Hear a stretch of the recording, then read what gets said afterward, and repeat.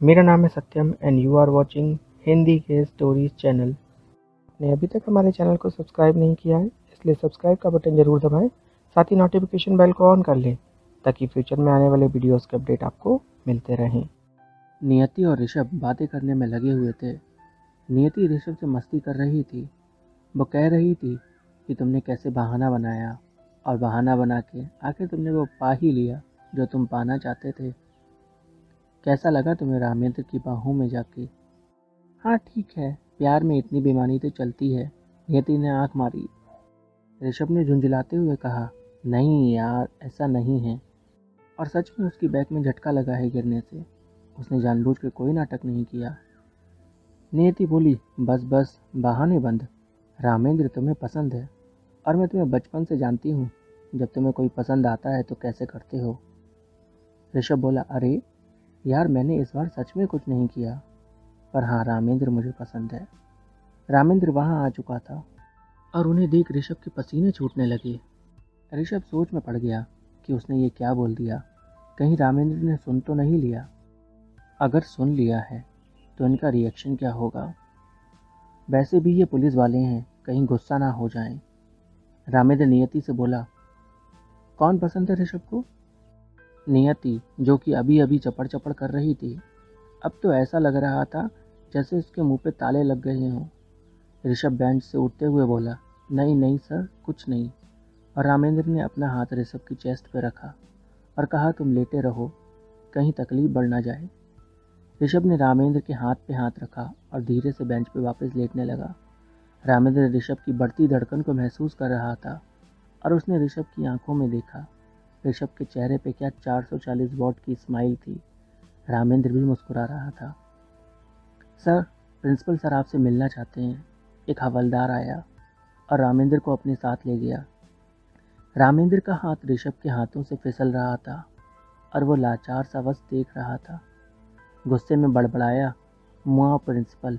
नियति बोली, क्या क्या बोले? ऋषभ बोला, कुछ नहीं, कुछ भी तो नहीं, क्योंकि प्रिंसिपल नियति के फादर थे। ऋषभ और नियति बातों में लग गए। उधर प्रिंसिपल रामेंद्र को अपने स्कूल का टूर दे रहा था। रामेंद्र अभी भी ऋषभ के टच को अपने हाथों पर महसूस कर रहा था और अपने हाथ को अपने दिल की धड़कन पर रख वो ऋषभ की धड़कन को अपनी धड़कन से मिला रहा था। स्कूल देखने के बाद रामेंद्र वापस ऋषभ के पास आ गया और बोला, तुम तो बड़े शैतान बच्चे थे यहाँ के। काफ़ी तारीफें की नियति के पापा ने ऋषभ की। ऋषभ एकदम चुप था। वैसे बाथरूम वाला किस्सा काफ़ी फेमस हुआ था तुम्हारा, वो भी बताया सर ने। ऋषभ और शर्मा गया। दरअसल जब वो 12th में था तो एक लड़के को बाथरूम में किस करता हुआ पकड़ा गया था। ऋषभ शर्म से लाल हो रहा था।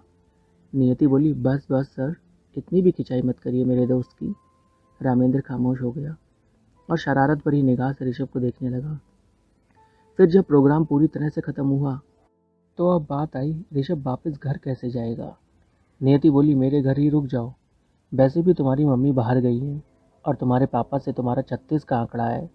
ऋषभ बोला, नहीं यार, घर ही जाना होगा। पर जाओगे कैसे? इस कंडीशन में बाइक कैसे चला पाओगे? रामेंद्र ने मौके पर चौका मार दिया और बोला, मैं छोड़ देता हूँ, मैं ले जाऊँगा, पर उससे पहले हॉस्पिटल चलेंगे। ऋषभ को सहारा देकर कुछ हवलदारों ने ऋषभ को रामेंद्र के पीछे बाइक पे बिठा दिया और रामेंद्र ने ऋषभ के हाथ अपनी कमर में डाल लिए और हेलमेट लगाया, बाइक स्टार्ट की। नियति खड़े खड़े मुस्कुरा रही थी। ऋषभ को पेन हो रहा था तो उसने रामेंद्र की पीठ का सहारा ले लिया और रामेंद्र ने ऋषभ से कहा, कसकर पकड़ो मुझे। थोड़ी ही देर में सिटी हॉस्पिटल के बाहर बाइक रुकी। डॉक्टर ने रामेंद्र को देखते हुए उनसे हाल पूछा और फिर रामेंद्र ने बताया कि ऋषभ गिर गया था तो उसके बैक में बेहद पेन है। डॉक्टर के कैबिन में बैठे थे सभी। डॉक्टर ने ऋषभ से शर्ट निकालने को कहा। उसने शर्ट की बटन्स खोली पर झिझक रहा था और रामेंद्र की आंखें उस पर थीं। ऋषभ ने अपनी पीठ डॉक्टर की तरफ की और फिर शर्ट निकाल दी। डॉक्टर ऋषभ की पीठ को छू रहा था। जहाँ जहाँ नीले निशान पड़ गए थे उन चोट को छूकर देखा और फिर उन पे मरहम लगाने को बोला। ऋषभ बोला, मैं घर पे लगा लूँगा। डॉक्टर ने कंपाउंडर को बुलाया पर ऋषभ बच्चे की तरह जिद पे अड़ा हुआ था। फिर रामेंद्र ने बाम की डिब्बी ले ली और उसकी पीठ पे हौले हौले रगड़ना शुरू किया। ऋषभ के बदन में सनसनी सी होने लगी। यह पहली बार था जब किसी अनजान पुरुष ने उसके बदन को छुआ था। उसने अपनी आंखें बंद कर लीं। डॉक्टर ने कुछ दवाइयाँ लिखीं और रामेंद्र फिर से ऋषभ को बाइक पे लेके बैठ गया। ऋषभ ने इस बार कुछ ज़्यादा ही कसकर रामेंद्र को हक कर लिया। रामेंद्र ने ऋषभ को घर ड्रॉप किया और बोला, ख्याल रखना। ऋषभ घर के अंदर गया। वैसे तो ऋषभ और ऋषभ के पापा की आपस में बनती नहीं थी, पर वो ऋषभ की चिंता बेहद करते थे।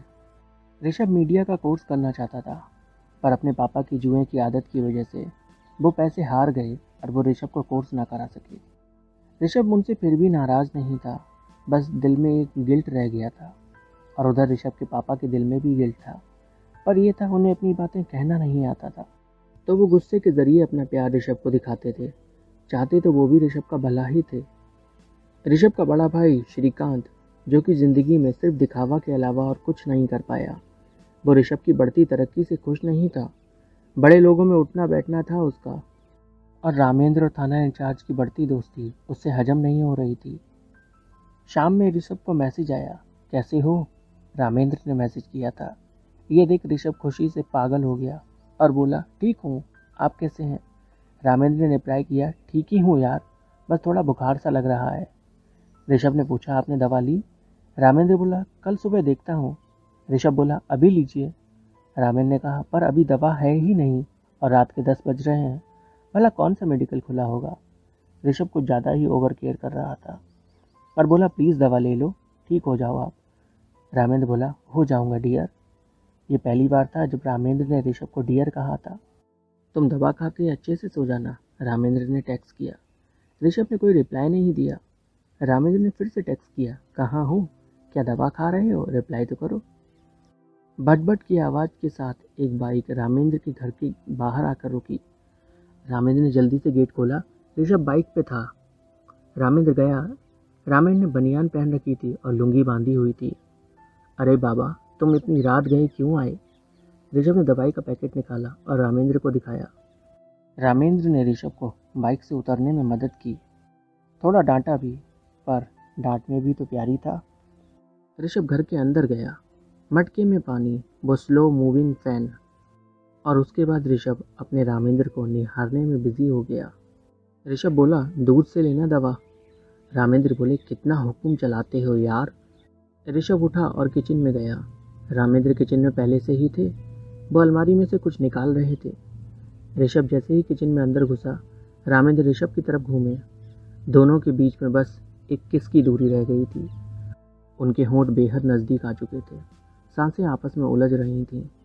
फिर रामेंद्र ने ऋषभ को डांट के वहाँ से कहा, जाओ पलंग पर आराम करो जाके, मैं देखता हूँ मुझे क्या करना है। तुम अभी आराम करो, तुम्हारे बैक में बहुत पेन है। रामेंद्र 2 गिलास में दूध लेकर आया।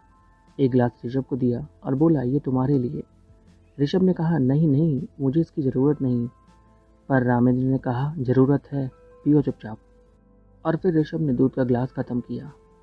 गिलास रखने के लिए वो किचन में जाने लगा तो रामेंद्र ने उसके हाथ से गिलास ले लिया और ऋषभ को रामेंद्र का हाथ टच हुआ। रामेंद्र को बहुत तेज़ बुखार था। ऋषभ किचन में गया, बर्तन निकाल रहा था। रामेंद्र पूछ रहा था कि तुम्हें क्या चाहिए, पर ऋषभ बता नहीं रहा था। ऋषभ ने एक कटोरा निकाला, अपनी जेब से रुमाल और फिर मटके का ठंडा पानी कटोरे में किया। उसने रामेंद्र से कहा, चुपचाप लेट जाओ अब आप। रामेंद्र उसकी बात मान के लेट गया। ऋषभ ने अपना रुमाल भिगोया ठंडे पानी में, रामेंद्र के माथे की पट्टी की। ठंडे पानी से रामेंद्र की हथेलियों को पोंछा, फिर उसकी कलाई और फिर उसके बाजुओं को। जब वो उसके बाजुओं को पोंछ रहा था तो दोनों की आंखें और सांसें मिल रही थीं। ऋषभ ने फिर गीले कपड़े से उसके पैरों को पोंछा और लुंगी को थोड़ा सा ऊपर कर दिया। उसके पैरों को ठंडे पानी से पोंछा। बेचारे की पीठ में इतना दर्द था, पर वो सब भूल गया था। आखिर प्यार ऐसा ही तो होता है। ऋषभ रामेंद्र की देखभाल कर रहा था। 1 घंटा बीत चुका था ऋषभ को रामेंद्र की पट्टियां करते हुए। रामेंद्र का बदन अब पहले से थोड़ा कम गर्म था। ऐसा लग रहा था जैसे बुखार उतर रहा है। ऋषभ रामेंद्र के माथे की पट्टियां कर रहा था और रामेंद्र ने ऋषभ का हाथ पकड़ लिया।